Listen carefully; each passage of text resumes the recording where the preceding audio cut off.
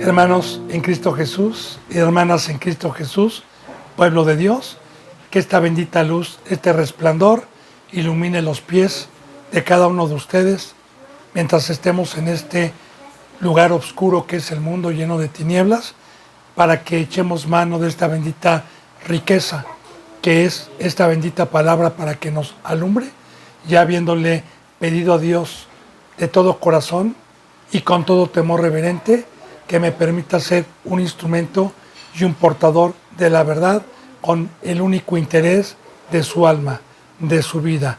Nada monetario, nada de trasquilar a las ovejitas, nada de poder, nada de reconocimientos. Ese es el sentir de Dios para que en todo sea glorificado Dios.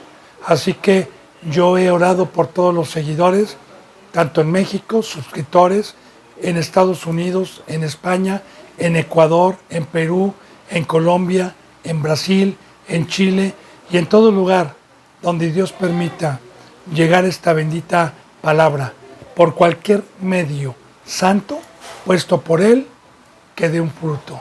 Así que continuemos con la enseñanza número 7 de Salmos, capítulo 7. Vamos a empezar el capítulo 7 de Salmos. Palabra de Dios. Jehová, Dios mío, Salmo 7:1. Jehová, Dios mío, en ti he confiado. Sálvame de todos los que me persiguen y líbrame. Recuerde, bendito pueblo de Dios, que nosotros estamos aprendiendo de la verdadera oración, de lo que uno cuando tiene el Espíritu Santo y tiene gran oposición y vemos la apostasía y cómo se multiplican el pueblo del mal ante el pueblo del bien, sobre todo en estos últimos tiempos. ¿Qué es lo que nos conviene pedir? ¿Qué es lo que nos conviene rogar? Este era un rey. De igual manera, la oración de un representante que haya alcanzado la estatura mediante la misericordia y mediante el amor de Dios, sea cualquier don que tenga, es lo que nos conviene pedir. Nunca, como yo escuché de muchos representantes, uno de ellos, alguna ocasión, llevó a orar a sus ovejitas ante un local muy grande que se rentaba para que fuera el lugar donde se congregaran a enseñar la palabra, una renta muy cara, en una colonia muy cara, y fueron a orar para que Dios les diera ese lugar. Todas esas cosas no son de Dios. Todos los que no tienen la presencia de Dios no saben qué pedir, piden cosas terrenales, cosas de aquí abajo. Entonces, este varón que está orando, primero analicemos: Jehová, Dios mío, en ti he confiado.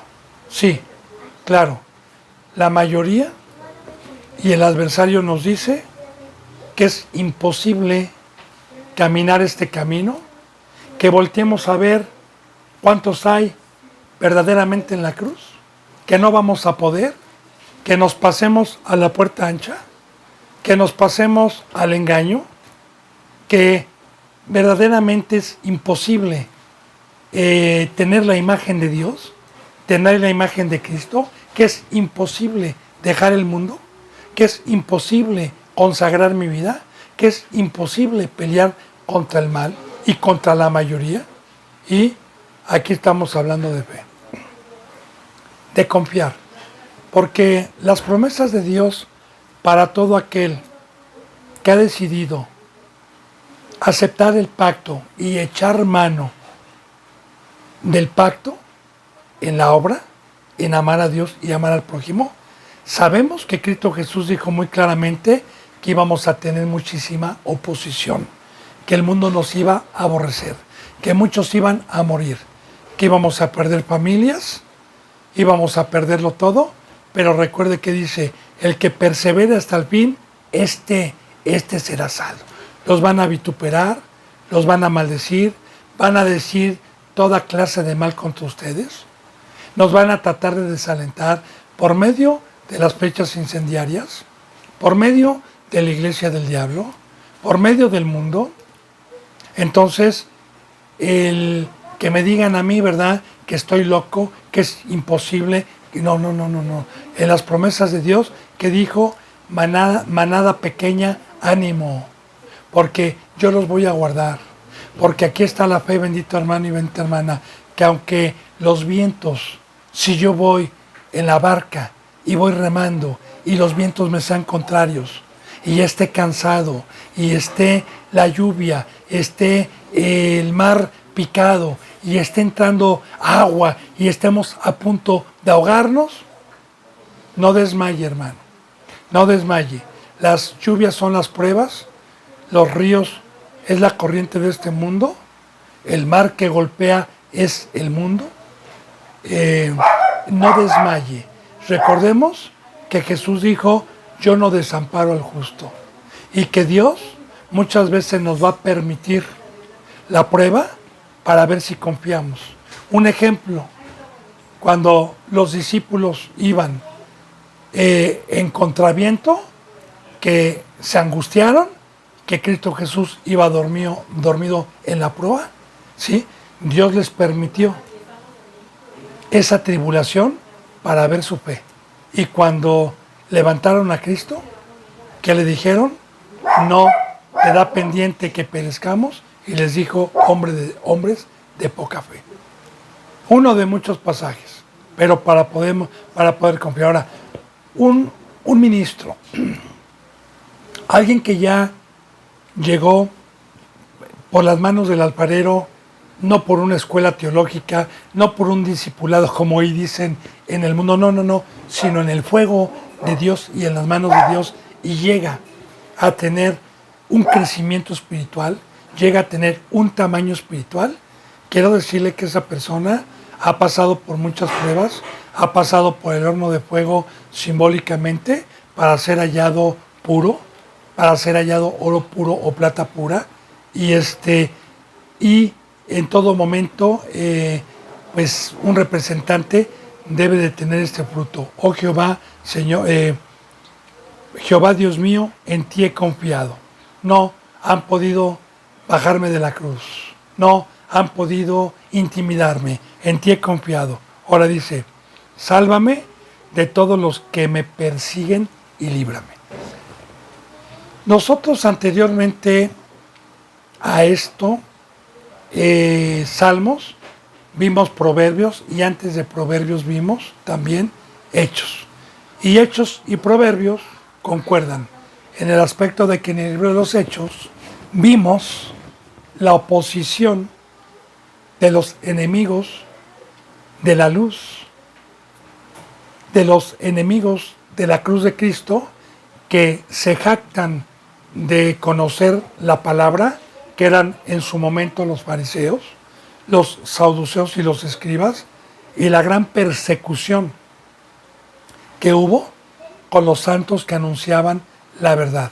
También en Proverbios vimos el fruto del impío, del inicuo, la mujer extraña, la ramera, a los que han dado un seguimiento, y el fruto de Dios.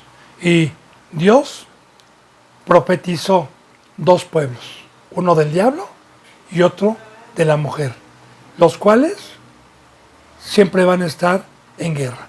Los del diablo son aquellos que tomaron hoy un cristianismo cómodo, un cristianismo engañoso, un cristianismo donde no les hablaron la verdad por no haber creído desde un principio en el precio de comer la carne de Cristo y de beber su sangre y de tomar la cruz y de morir al mundo, y por incrédulos Dios los dejó con el velo.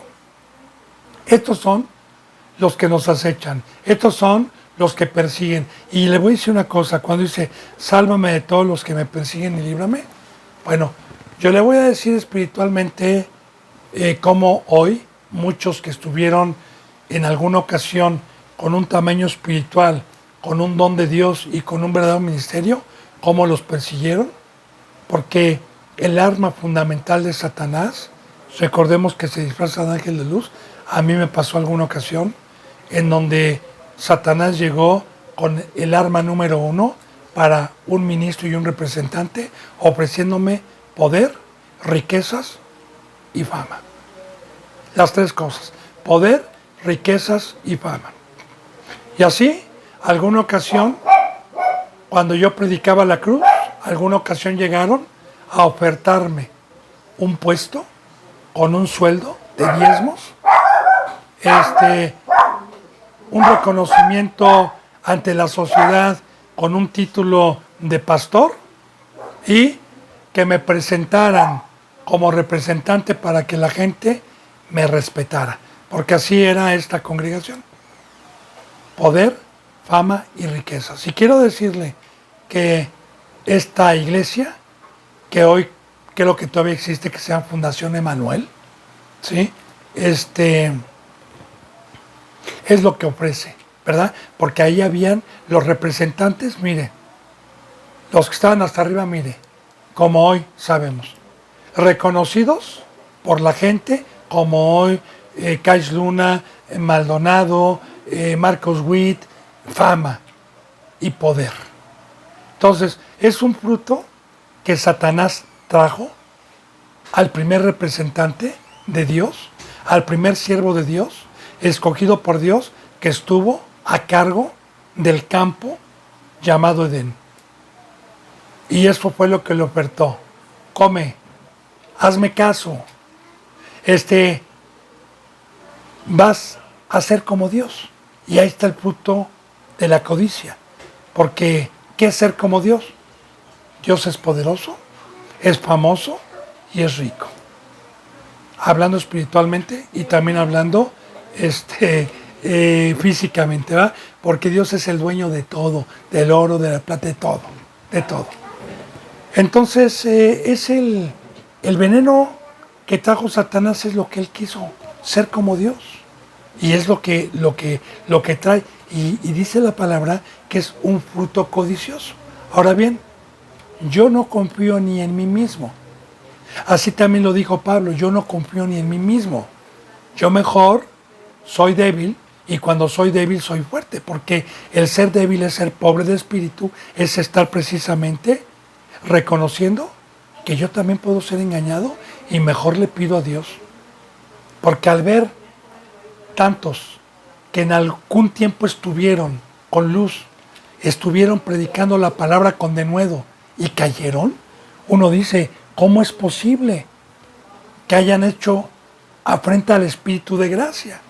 Pues efectivamente Dios nos habla de un poder adversario que engaña, y que engaña al mundo entero, cuando ya soy del mundo. Y que dice también en Mateo, ya en las profecías, Mateo 24, 25, donde habla de los finales de tiempo, que dice que aún si fuese posible, también a los escogidos engañaría. Y sí, una profecía que se cumple. Es por eso, bendito hermano y bendita hermana, que un representante, un verdadero siervo que ha sido puesto por Dios y no por el hombre, esta es la pobreza de espíritu, esto es estar rogando, esto es lo que nos conviene pedir. Nuestro Señor Jesucristo, ¿qué cree que oraba? ¿Qué cree que pedía cada mañana? ¿Por qué no lo deja plasmado Dios más que una oración o dos oraciones que hizo Jesús? Una está en San Juan 17, antes de irse, y otra está cuando estaba antes de ir a la crucifixión. Pero de ahí en fuera, todos los días que Cristo Jesús fue un instrumento de Dios, no hay o no existen las oraciones para podernos saber lo que oraba. ¿Por qué? Porque alguien que tiene el Espíritu Santo, alguien que tiene un crecimiento, alguien que tiene razonamiento, no es por jactarnos que seamos muy sabios, sino en automático viene esta oración: sálvame de todos los que me persiguen y líbrame.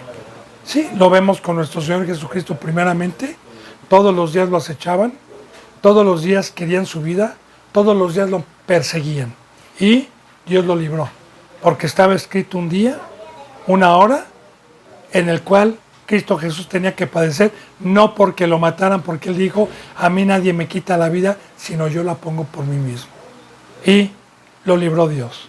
De igual manera, bendito hermano y bendita hermana, no estamos hablando del cuerpo físico, no estamos hablando de que me decapiten por predicar la palabra, porque muchos representantes han muerto físicamente, no.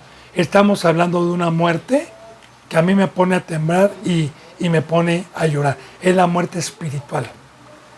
Es la muerte de que por engaño yo caiga, por la seducción, acepte la oferta y se pierda mi vida eternamente.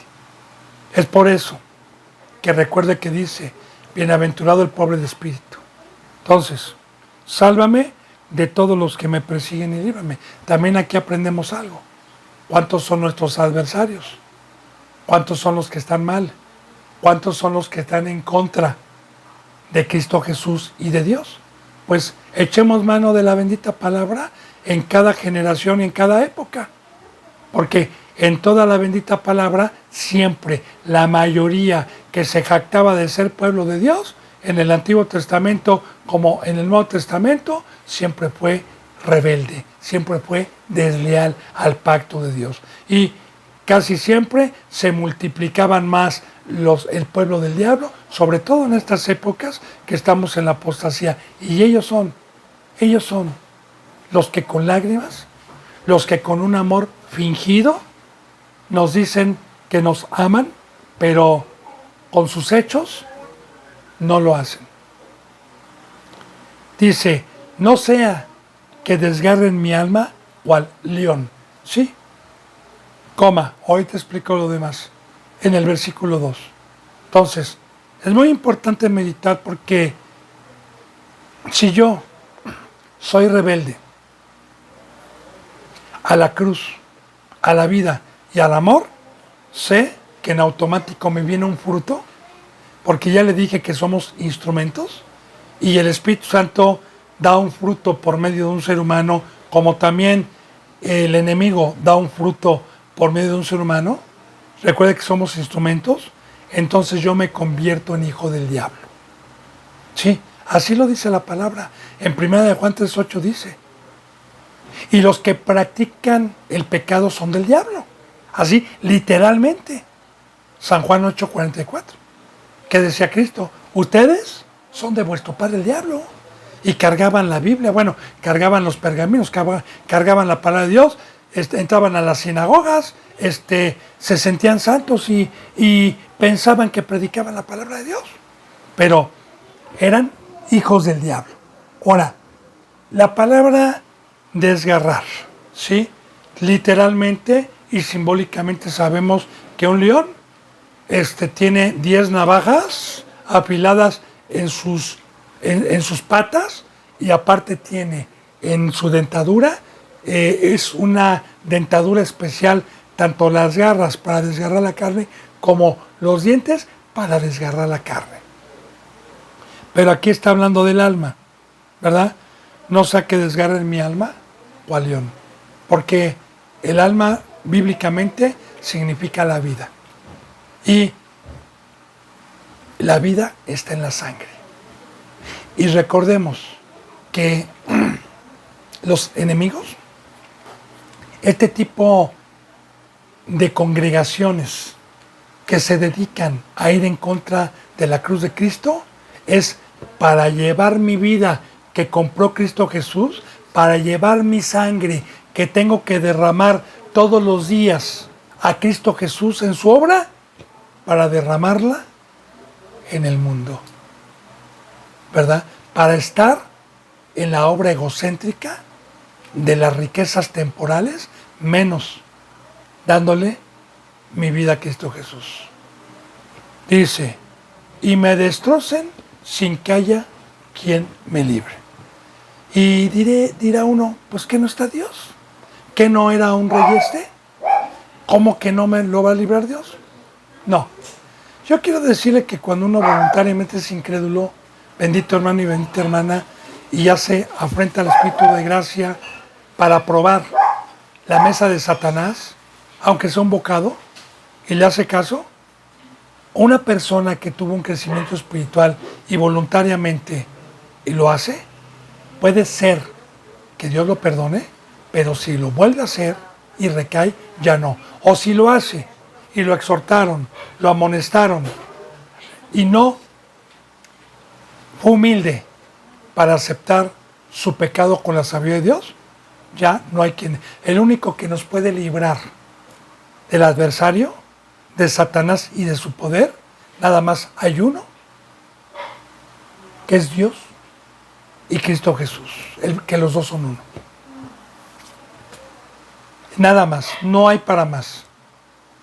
Nadie nos puede librar, ni el dinero, ni las riquezas, ni Superman, ni la Mujer Maravilla, ni el Hombre Araña, nadie en el planeta Tierra puede librarnos, porque precisamente, bendito hermano y bendita hermana, si meditamos en esta bendita palabra, cuando el hombre pecó y entró la muerte por el pecado, y por el pecado la muerte, y entró el gobierno del diablo, o sea, entró el imperio de Satanás.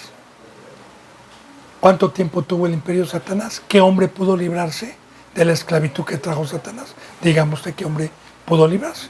Ahora, de igual manera, vino Cristo Jesús, libró a los que creyeron, pero dése cuenta, ¿qué hombre, qué nación, qué sabiduría, qué presidente ha librado a los que no se les ha presentado el Evangelio, a los que no se les ha presentado a Cristo? ¿Quién ha podido librar de Satanás y de la esclavitud? Al ser humano. Y a mí esto me da temor como siervo de Dios. Porque como siervo de Dios, mejor le pido y le ruego que me libre. Mejor le pido y le ruego que me fortalezca. Mejor le pido y le ruego y no me voy a sentir y no me voy a jactar de decir, a mí nadie me engaña. A mí nadie me va a lavar la cabeza. ¿Qué pasó? Si yo conozco la Biblia, yo la he leído varias veces. No, hermano y hermana, aquí está el ser pobre de espíritu, aquí es saber del mal, porque dicen Hebreos, ¿verdad?, que la madurez espiritual es discernir. Discernir es tener el entendimiento entre el mal y el bien. O sea, un verdadero siervo debe de conocer tanto a Satanás perfectamente como a Dios y a Cristo Jesús. Y cuando Dios me da el conocimiento de Él, de Cristo, y me da el conocimiento del diablo, sí, declaro victoria, pero declaro victoria echando mano de todas las riquezas y los mandamientos que Dios me ha dejado, uno de ellos la oración, uno de ellos saber y no descatimar el poder del diablo y el poder de sus engañadores. Y me destrocen, porque al final de cuentas Satanás es un cazador, es el que destroza y ya no hay a quien me libre. Por eso dice en el 3, Jehová, Dios mío, si yo he hecho esto, si hay en mis manos iniquidad. Vamos a meditar también en estos versículos, bendito hermano y bendita hermana, porque los que han dado un seguimiento, o bien los que conocen la bendita palabra de Dios, sabemos también que en el nuevo pacto, un obispo, un miembro o un siervo de Cristo Jesús nos dice cómo debe de ser. En Timoteo, capítulo 3, también nos lo dice en Tito, un obispo debe de ser irreprensible, casto de sí mismo, casado una sola vez, no dado al vino, que tenga buen testimonio de los de afuera, que sepa gobernar su propia casa. En pocas palabras, debe de tener la imagen de nuestro Señor Jesucristo todos los días. Ahora, este varón, ¿qué temor tiene? Este varón que está con luz, que está con bien, ¿cuál es su temor? ¿Cuál es su miedo? El quedar, como hoy, a mí me da temor, me da temblor de ver la que piensa que es iglesia de Dios, los cristianos engañados, y cómo quedan descegados pensando que están en la verdad, pensando que están en la... Ustedes se cuenta, bendito hermano y bendita hermana, para que vea el engaño, para que vea cómo están cegados. Voy a hablar de puro cristiano, no voy a hablar de otras sectas religiosas, sino de los cristianos. ¿Por qué hay tantas sectas que están divididas dentro del cristianismo? Llamadas algunas pentecostales, bautistas, metodistas, del séptimo día. Y de ahí le puedo seguir nombrando cristianamente más de 80 o 100 sectas y que no se llevan entre sí y que cada quien tiene un punto de vista diferente. ¿Quién tendrá la verdad? ¿Cuál de todas ellas tendrá la verdad? Entonces, todas esas son precisamente las que se dedican a ir en contra de lo que vino a traer Cristo Jesús. Yo le digo, la verdad únicamente la puede tener aquel que ha guardado el pacto, que no peca, que no practica el pecado, que está en la cruz, pero no por labios, no por jactarse, sino por hechos. Sino por hechos. Porque así lo dice la palabra. El obispo, ¿y a quién le dice Dios? A las ovejitas. Y el obispo debe ser irreprensible. Casto decía, o sea, la ovejita o el representante tiene la obligación y el mandamiento de saber si el que le está enseñando la palabra es un verdadero, pero claro, para eso hay que perseverar, para eso hay que pagar el precio de ser discípulo, porque Jesús dijo, ¿verdad? Nadie puede ser mi discípulo si no toma su cruz. Entonces, aquellos que están engañados, que no han muerto al mundo, que se están discipulando y que están engañados, hermano y hermana, nunca van a poder discernir la verdad. Entonces, una persona que tiene un crecimiento espiritual y sabe la verdad, y Dios nos ha permitido ver la verdad, como este siervo suyo, yo sé que a mi alrededor buscan las vidas, porque la mayoría son leoncillos. Bueno, dice en el 3, Jehová Dios mío, yo he hecho esto. Fíjate bien, fíjate bien. Si hay iniquidad en mis manos, Señor, iniquidad, manos. ¿Qué representan las manos bíblicamente a los que han dado un seguimiento? Las manos representan obra, trabajo. O bien, mis manos están para presentarlas para lavar los pies de Cristo, o mis manos están para la obra egocéntrica que me separa del pacto, del amor a Dios y del amor al prójimo, y que me separa egocéntricamente para mis necesidades, para el afán y para la preocupación en el mundo. Ahora, este hombre está diciendo, Señor, mi obra que me has encomendado, no hay iniquidad, Señor. Pero si tú hayas iniquidad, ¿sí? Porque igual no puedo servir a dos señores. No puedo servir a dos amos. No puedo servir a las riquezas, que ahí sería presentar mis manos a la iniquidad y al mismo tiempo a Dios. No se puede. Ahí está en la Biblia. Entonces, ahí está. Mis manos, Señor, casi está diciendo aquí, mis manos y mi trabajo son consagradas a ti, Señor. Dice en el versículo 4, si he dado mal pago al que estaba en paz conmigo. Ahora, de igual manera, vamos a analizar esto. Todos los que son llamados por medio de Dios y por medio de una verdadera iglesia, con el verdadero evangelio, en el momento que reciben el evangelio de la paz, porque así se llama, por eso a Cristo Jesús se le conoce como el Rey de la Paz, el Rey de Salem,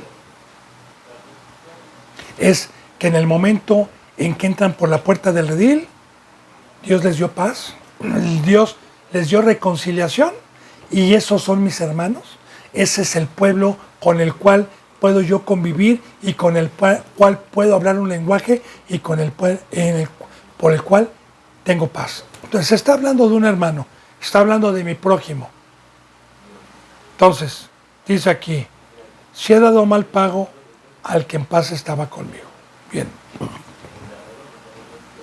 En el nuevo pacto, La bendita palabra de Dios nos ha enseñado que nosotros, los que hemos alcanzado por la misericordia de Dios un ministerio, es para poner nuestros dones en provecho común, es para dar luz, es para hacer sal, es para apacentar al rebaño, es para darle de beber, es para darle mi vida. Ahora, ¿qué es dar? Un mal pago al que Cristo Jesús pacificó con Dios y pacificó conmigo porque no tiene pecado y fue lavado de sus pecados. ¿Qué es darle un mal pago? No dar por gracia lo que recibí por gracia. Así le dijo Cristo Jesús a los representantes. ¿Me aman? Quiero verlo. Laven mis pies. Apacienten mi rebaño. Todos los días. Así como yo he hecho y ejemplo les he dado, este es el camino que lleva a la vida eterna. Ejemplo les he dado para que así como yo hice, ustedes hagan. Y sí, vemos que Cristo Jesús a todo el que venía a Él le daba y le enseñaba el camino y no lo desamparaba. De igual manera, nosotros no debemos, el que da un mal pago, por ejemplo, por decirle verdad, viene a la ovejita con hambre, porque una ovejita come todos los días, lunes, martes, miércoles, jueves, viernes, sábado y domingo, y yo le digo, ven nada más los domingos aquí al establo, ven nada más aquí el domingo y vete con los lobos. ¿Sí? O sea, ese es dar un mal pago, hermano, porque no hay mayor amor que este, de un ministro, de un siervo puesto por Dios. No hay mayor amor que este, dijo Cristo, que uno ponga la vida. Así como yo he puesto la vida por ustedes, así como yo derramé mi sangre, ustedes, no hay mayor amor que este, que uno ponga la vida por el rebaño, por los que están en paz, por los que vine a pacificar. ¿Y qué es dar mi vida? Yo se lo he dicho y se lo vuelvo a recalcar. Mis manos están únicamente para lavar los pies de Cristo, para cuidar el rebaño, para dar por gracia lo que recibí por gracia. Entonces, el estar apacentando a un rebaño y estarlo cuidando, se requiere, cumplir con el pacto de un ministro. El pacto de un ministro es la cruz, como dijo Pablo en Gálatas 6, porque yo estoy crucificado al mundo y el mundo me es crucificado para mí. ¿Para qué estaba crucificado Pablo? Ahí está el libro de los Hechos. ¿Qué hacía todos los días Pablo? ¿Qué hacía todos los días Pedro? ¿Qué hacía todos los días Juan? ¿Qué hacía todos los días Tomás, Bernabé? Y todos, todos los que iban creyendo, vendían casas, lo dejaban todo y consagraban sus vidas, primeramente para ser discipulados y luego para dar por gracia lo que recibieron por gracia. Ahora, no dar por gracia y quedarme con el talento es un siervo malo, siervo imprudente, como vemos la parábola de los talentos. Entonces dice, si he dado mal pago al que estaba en paz conmigo, ya le expliqué qué es eso. Dice, fíjese bien, antes, dice en el 4, he librado al que sin causa era mi enemigo. Sí, porque a Cristo Jesús, los que lo perseguían, ¿qué razón tenían para ir con palos a prenderlo? ¿Qué razón tenían que nunca tuvieron una acusación y eran sus enemigos? Pero aún así, todos aquellos que lo aprendieron, que fueron sus enemigos, Cristo Jesús dio la orden a los que lo siguieron que fueran a librarlos, aunque lo hayan matado, aunque lo hayan crucificado, que fueran a librarlos de la mentira y del engaño de Satanás. Y vemos, por ejemplo, en el libro de los Hechos, a Pedro, en el primer discurso. Después del Pentecostés, cuando esperan la promesa 40 días en el aposento alto, y les llega el Espíritu Santo como lenguas de fuego. El primer discurso que da Pablo, con denuedo y con la presencia de Dios, a más de 4,000 personas que eran judíos. ¿Y cómo los enfrenta? ¿Qué les dijo? Ustedes mataron al autor y consumador de la fe. Ustedes entregaron al Hijo de Dios. Y se conmovieron y dijeron, varones hermanos, ¿qué debemos de hacer? Le dijeron a Pedro y a los que estaban ahí. Les dijo, bautícense y arrepiéntanse cada uno de ustedes. Ahora, esos mismos que lo entregaron, esos mismos que muchos se arrepintieron. Y de igual manera, bendito hermano y bendita hermana, mire, yo se lo digo no para jactarme, sino para poder fortalecer esta bendita palabra. He tenido la bendición de Dios de tener enemigos que han arrebatado a ovejitas de este camino. Y ovejitas muy queridas. Claro que la presencia de Dios no tiene consentidos, pero hablo también de mi propia madre, que fue arrebatada por un enemigo o por enemigos míos y de Cristo Jesús. Enemigos que van en contra del pacto y de la cruz y de lo que trajo Cristo en la Biblia y que no quisieron pagar el precio y que se quedaron engañados por despreciar en doctrinas. Ahora, más sin embargo, mientras yo pude, traté por todos los medios de reconciliarlos con Cristo. De muchas formas. Con oración todos los días. Suplicando todos los días. Teniendo la oportunidad cada que podía para tratar de abrir ojos con la Biblia. Entonces, sí, hay algunos que fueron humildes. Hay algunos, como en el discurso de Pedro, que fueron librados, aunque fuesen enemigos nuestros y enemigos de Cristo Jesús. Porque también en el Nuevo Testamento lo dice, ¿verdad? Si tu enemigo te pide agua, dale. Dale, no se la niegues. Pero también hay que saber quién puede ser perdonado y quién no puede ser perdonado. Entonces, ese es otro tema. Ahí están los teléfonos, ahí están los contactos. Yo lo he predicado en Proverbios, en Hechos, quién puede ser perdonado, quién no puede ser perdonado bíblicamente. Bueno, antes sí he libertado al que sin causa era mi enemigo, libertado. Ahora, pues a Cristo Jesús se le dio ese nombre primeramente, ¿no?, como libertador. Pero fíjese la riqueza que nos delegó Dios, el darnos la autoridad y darnos de su bendita presencia para ser instrumentos de ir a libertad. ¿A libertad de qué? De la cautividad en que el pecador está bajo la opresión de Satanás. En el mundo, con cadenas. Entonces, un verdadero siervo de Dios tiene la bendición y el poder y la autoridad para que con el Evangelio y con la palabra que Dios ha puesto en el corazón, toque a algún corazón que verdaderamente medite, que realmente le haga caso a la palabra de Dios y se convierte y sea librado. Y Dios lo libre. Entonces, estamos viendo cómo este varón empieza una oración a pedir protección por sus enemigos, por los que buscan su vida, por los que lo acechan. Y cómo está diciendo, sin jactarse, Señor, si tú has encontrado en mis manos iniquidad, si he dado mal pago al que estaba en paz conmigo. Señor, tú has visto, antes he librado al que era mi enemigo. Dice, fíjense, Señor, si yo no he hecho esto, entonces fíjense lo que dice, persiga, en el 5, persiga el enemigo mi alma y alcáncela.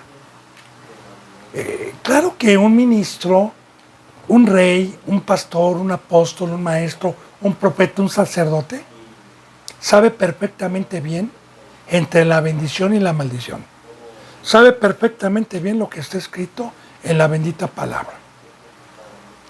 Y este varón sabía perfectamente bien que el pecado, la hipocresía ante Dios, es entregarme al enemigo, entregarme a las tinieblas. Por este hombre dice, persigue el enemigo mi alma. El principal enemigo que tenemos es Satanás, los demonios y todo su pueblo. Y mire, simbólicamente, en la bendita palabra de Dios, sobre todo en el Antiguo Testamento, Dios usa muchos simbolismos para simbolizar a Satanás y que meditemos como un leopardo, como un oso, como un león. De hecho dice en alguna ocasión cuando mandó a un profeta para que el pueblo se arrepintiera y les dijo, si no se arrepienten, yo voy a traer un pueblo fuerte del norte, ágil, rápido, que te para paredes y que el que crea huir va a ser alcanzado. De igual manera hay otra cita bíblica que dice que el pecador cuando huya le va a salir en la esquina un oso y que si huye de ese oso en la otra le va a salir un leopardo y que va a ser acorralado y no va a poder escapar. Entonces por ese dice este hombre, alcáncela Señor, porque nosotros también bíblicamente somos como gacelas, como siervas o siervos, que Dios representa simbólicamente animalitos, que una sierva es rapidísima, es una clase como de venado. Y saltan y quiebran y siempre están despiertas. Cuando están tomando el agua, están atentos o escuchan cualquier ruido. Y es muy difícil que un león alcance a una sierva, son rapidísimas. Es muy difícil. Se escapan, generalmente se escapan, al menos que se descuiden. Entonces, con esos simbolismos, entonces, ¿qué dice Dios? Yo sé que me está persiguiendo, Señor. Tú me has dado agilidad con tu bendita presencia. Soy una sierva, pero ¿sabes qué, Señor? Si ves en mis manos iniquidad, si ves que yo, Señor bendito, no he dado mi vida al prójimo, si ves que no he llevado paz, si ves que no he librado a mi enemigo, Señor, está escrito, Señor, que me alcance, que me destrocen. Dice entonces, fíjese bien, persigue el enemigo mi alma y alcáncela. Huye, entierra mi vida y mi honra ponga en polvo. Huye, entierra mi vida. Huye, entierra. Regrésame para abajo, Señor. Que mi sangre ya no la derrame para ti, sino la derrame en la tierra para Satanás. Y mi honra que me habías dado, la resurrección, Señor, el haberme adoptado, regrésame otra vez al polvo. Porque escrito está, polvo eres y al polvo volverás. Cuando no teníamos el agua, que me vino a hacer lodo, y la semilla para dar vida. Quítame el agua, Señor. Quítame y vuélveme a dejar en un desierto, vuélveme a dejar en tierra sin agua para que me vuelvas a convertir en polvo. Y recuerde, bendito hermano y bendita hermana. Y mi honra ponga en el polvo. ¿Se acuerda en Génesis qué profetizó Dios al diablo? A la serpiente le dijo, y ahora te arrastrarás todos los días de tu vida con tu pecho y tu alimento será polvo. Entonces, yo como ministro no tengo o no estoy cumpliendo con este pacto. Y aquí estamos viendo, bendito hermano y bendita hermana, cuál es un verdadero siervo de Dios. Ya se lo describí yo. Los que no cumplen con este pacto del ministerio, entonces Dios no nos va a librar. Como este hombre dice, Señor, líbrame, sálvame de los que me persiguen. Libra mi vida, libra mi alma. Pero si yo soy un hipócrita, si yo no cumplo con el pacto del ministerio de amar a Dios y amar al prójimo conforme viene en la Biblia, Entonces, ¿qué cree? Me alcanza y soy un alimento en polvo para Satanás. Dice en el 6, levántate, oh Jehová. Y esta exclamación, ¿verdad? Oh Jehová, con ruego. Levántate, oh Jehová, en tu ira. Álzate contra la furia de mis angustiadores. Y despierta en favor mío el juicio que mandaste. Generalmente, si nos remontamos a la bendita palabra de Dios, este hombre, que es el rey David, ¿quiénes fueron sus enemigos? ¿Quiénes lo persiguieron? ¿Quiénes buscaban su alma? Primero vamos a empezar con el principal y el primero. Un rey puesto por Dios, llamado Saúl, que transgredió el pacto de fidelidad como rey al pueblo de Dios. Y que Dios se hizo de otro rey llamado David. Por ahí hay escrito, ¿va?, de un cántico que el pueblo cantaba, ¿va? Saúl mató a 1000 y David a sus 10,000, y el pueblo se regocijaba, y Saúl quiso matar a David muchas veces, no una, y lo persiguió. Y David estuvo huyendo con poca gente seguidora, porque con Saúl se quedó la mayoría del pueblo. Claro, ahorita no nos vamos a profundizar en el libro de los Reyes, pero cuando quiera que estudiemos también parte de Samuel y de parte de los Reyes, donde viene toda esa historia, con simbolismos de la apostasía y de lo que está pasando, con mucho gusto. Entonces vemos cómo huyó y Dios lo libró.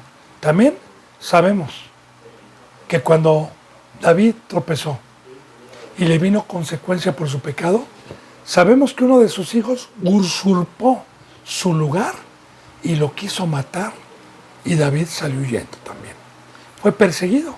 Sus concubinas fueron tomadas por su hijo a plena luz. Y también lo persiguieron y Dios libró su ira. ¿Pero a qué vamos con esto? Vamos a que los que nos persiguen el día de hoy no son los árabes, no son los palestinos, no es Rusia, no es Ucrania, no. Los que nos persiguen son los que se jactan de ser pueblo y están en pecado. Porque efectivamente Saúl y todo ese pueblo era pueblo de Dios, pero con pecado. Y no nada más está esa historia de persecución, sino en todo momento con Elías, con Eliseo, con Jeremías, con Isaías.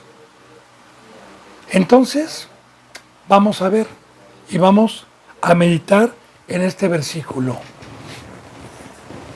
Yo puedo pedir por alguien que entró por la puerta de redil en su momento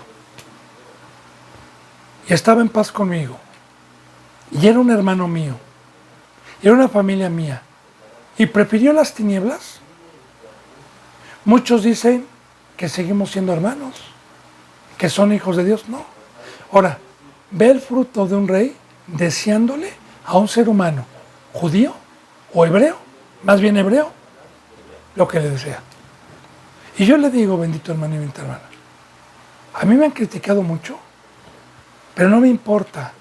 No me importa que me hayan criticado de hacer a un lado y de aborrecer al que perseguía mi alma, al que quería las ovejas, al que hizo frente al Espíritu de gracia y por naturaleza obtuvo este fruto. Y me criticaron, ¿verdad?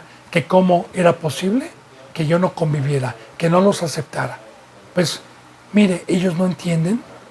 Fíjese lo que está diciendo este hombre contra su misma descendencia. Fíjate bien lo que está diciendo. Levántate, oh Jehová, en tu ira, álzate en contra de la furia de mis angustiadores. Y cuando dice levántate, oh Jehová, en tu ira, es destrózalo, Señor. Óyalos. déjalos, mátalos de mis angustiadores. Ahora, ¿por qué angustiadores? Yo le digo, bendito hermano y bendita hermana, con la Biblia siempre, con la palabra de Dios. Pablo, alguna ocasión nos da el entendimiento de esto para poder concordar. En Corintios hay una cita bíblica en donde nos hablan los capítulos de Corintios que grandes apóstoles falsos que se jactaban de ser cristianos, que habían entrado por la puerta pero que pecaron y estaban tratando de devorar a los corintios, de destrozarlos. Entonces Pablo en la carta dice: pero me temo, oh corintios, que como la serpiente con su astucia engañó a Adán y a Eva, vuestros sentidos, oh corintios, sean extraviados de la sincera fidelidad a Cristo. Ahora, Pablo estaba angustiado, estaba en una obra, era un apóstol, había dejado semilla y vida ahí, había dejado una iglesia ahí. Entonces, Pablo estaba en angustia en todo momento, no nada más por los corintios, sino también por los efesios, por los de Tesalónica, por los de Macedonia, por los de Acaya, por las comunidades romanas, por Esmirna, por Tiatira, por Pérgamo, por toda Asia, por todos los lugares. Porque usted lee el libro de los Hechos. Y Pablo, cuando podía, pasaba a verificar de regreso, o bien mandaba mensajeros a los diáconos, mensajeros, para ver cómo estaban. Entonces, Cristo Jesús dijo muy claramente que el que quisiera seguirle, que el que quisiera cargar con la cruz y llegar a su estatura, que es el ministerio, íbamos a padecer. Recuerde también cómo dice la palabra, Raquel llora por sus hijos, hablando de la iglesia.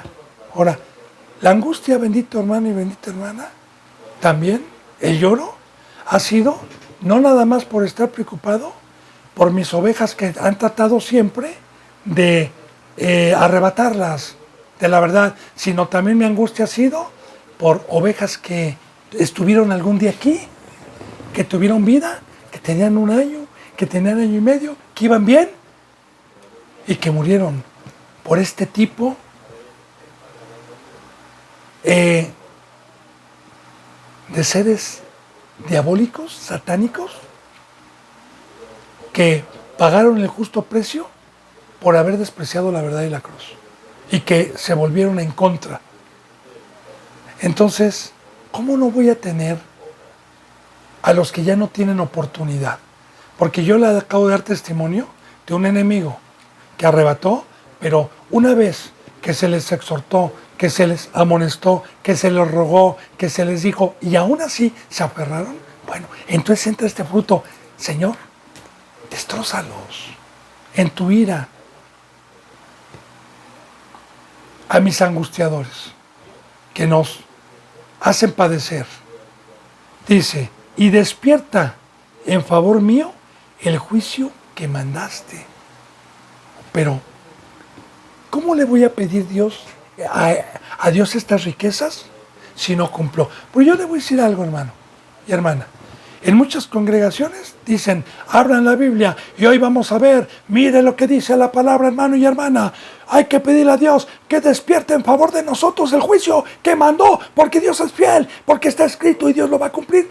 Pero no leen el contexto, el fruto que acabamos de decir: Señor, si no has encontrado iniquidad, Señor, si he librado el alma de mi enemigo, Señor, si he dado mi vida para tu obra, Señor, hazme acreedor a las bendiciones y no a las maldiciones. Ahí está, bendito hermano y bendita hermana, el poder ser acreedor a las riquezas o no.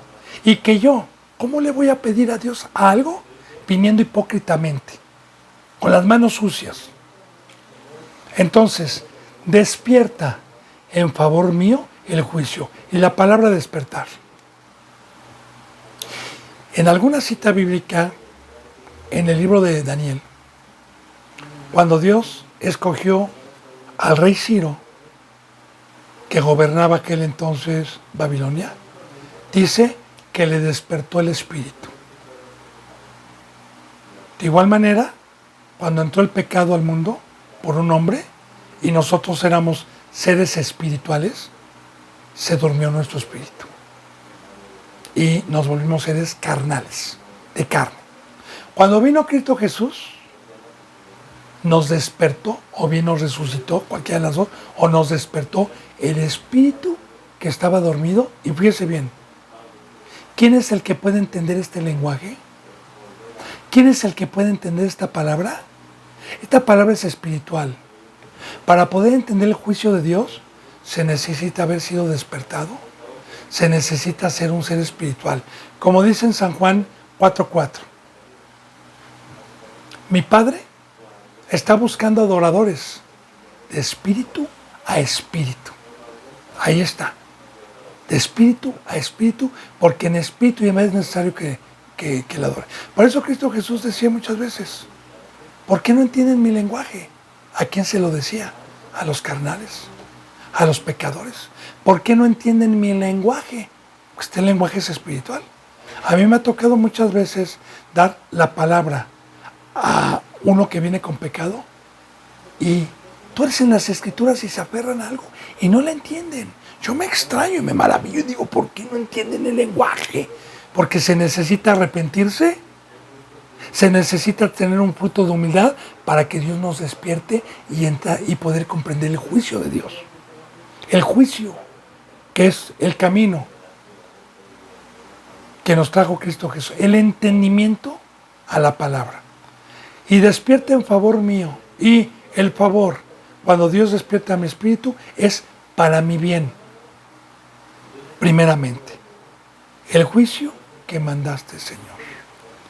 Dice en el versículo 7, te rodeará congregación de pueblos y sobre ella vuélvete a sentar en lo alto. Este versículo 7 es una profecía, porque vamos a encontrar en Salmos, como ya lo hemos visto, profecías, como en el Salmos 2, de nuestro Señor Jesucristo, de la gloria que trajo y de las riquezas que nos trajo espiritualmente. Ahora, esta es una profecía de Cristo Jesús y de Dios. Dice, Señor, te rodeará congregación de pueblos. Hablando de que Cristo Jesús cuando vino por otro pueblo que no era su pueblo, que eran los gentiles, porque el primer pueblo de Dios nada más estaba en Jerusalén, en Israel, no estaba en ninguna otra parte del mundo.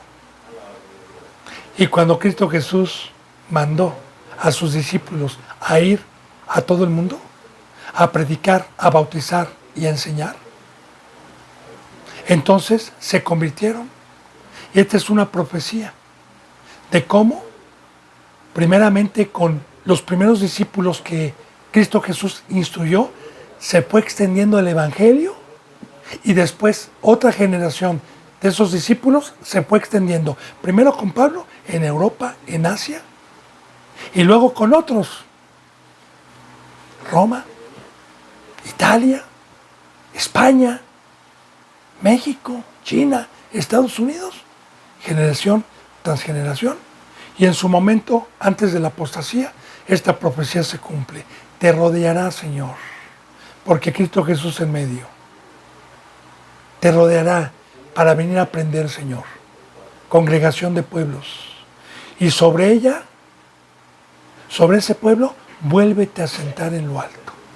Sí, porque cuando Cristo Jesús bajó, dijo esto: me ha sido dada toda potestad en los cielos y en la tierra. Dios me ha hecho Rey de reyes, Señor de señores, y me ha puesto por cabeza para la iglesia.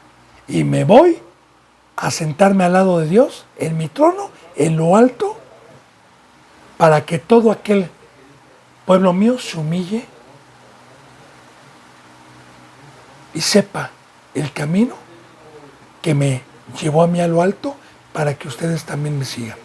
Y sobre ella, sobre tu iglesia, sobre esta, vuélvete a sentar en lo alto.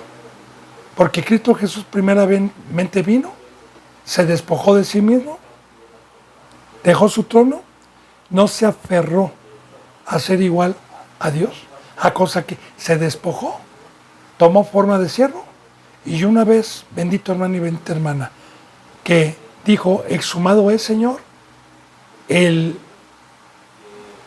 la obra que me encomendaste la he terminado, he derramado mi sangre, he dejado lo que tú me dijiste que hiciera. Ahora, regrésame lo que yo tenía antes de venir aquí abajo. Y sabemos que fue sentado y está al lado de Dios y que gobierna. Y en el versículo 8 dice, Jehová juzgará a los pueblos. Júzgame, oh Jehová, conforme a mi justicia y conforme a mi integridad. Nuevamente, bendito hermano y bendita hermana, sabemos que bíblicamente Dios conoce los corazones y Dios le va a dar las riquezas a cada uno. Cada uno va a ser acreedor a las riquezas conforme al juicio. El que tiene la balanza, el que conoce los corazones, el que nos da, como este hombre que dijo, Señor, tú sabes que en mis manos no hay iniquidad, tú sabes que he librado el alma de mi enemigo, tú sabes, Señor, que yo no he pagado mal al que está en paz conmigo, antes he puesto mi vida y me he puesto en obra, tú lo sabes, Señor bendito. Entonces dice, tú, Señor bendito, si ves que en mi corazón hay hipocresía, si tú ves que en mi corazón, entonces que me alcance mi enemigo, entonces que me devore, entonces que me destroce. Y sí, bendito hermano y bendita hermana, nosotros somos acreedores a las bendiciones o a las maldiciones, porque el único que conoce nuestros corazones es Dios. Yo no voy a agradar al hombre para que el hombre me aplauda, no. Yo le tengo temor a Dios. Él sabe lo que hay dentro de mi corazón y Él va a juzgar a los pueblos. Está hablando de los que entramos por la puerta del redil. Está hablando de los que cuando vino Cristo Jesús se expandió el Evangelio y entramos por la puerta del redil y aceptamos el pacto. Él, Jehová, juzgará a los pueblos. Y dice Jehová, júzgame, Jehová, conforme a tu justicia. Fíjense, júzgame, Jehová, conforme a tu justicia. Ahora bien, ¿cuál es la justicia? ¿Cuál es la justicia de Dios? Sino Cristo Jesús, que vino a enseñarnos el camino, pero sí voy a enseñar bien este versículo 8, porque está un profundo. Júzgame, oh Jehová, conforme a tu justicia. Recordemos, le voy a adelantar un poquito, porque ya se me fue la hora. Cristo Jesús vino en carne y Dios nos mostró mediante un cuerpo humano que es Cristo, la justicia, que es que Jesús no transgredió ninguna ley, estando como un ser humano y habiendo recibido lo mismo que usted y que yo. Entonces, vamos a ver mañana, lo voy a extender un poquito más. Bendito hermano y bendita hermana, se me ha ido la hora. Que la gracia y la paz se queden con cada uno de ustedes. Les mando un abrazo y el beso del óculo santo. Mañana, si Dios quiere, continuaremos con la enseñanza número 8. Gracias.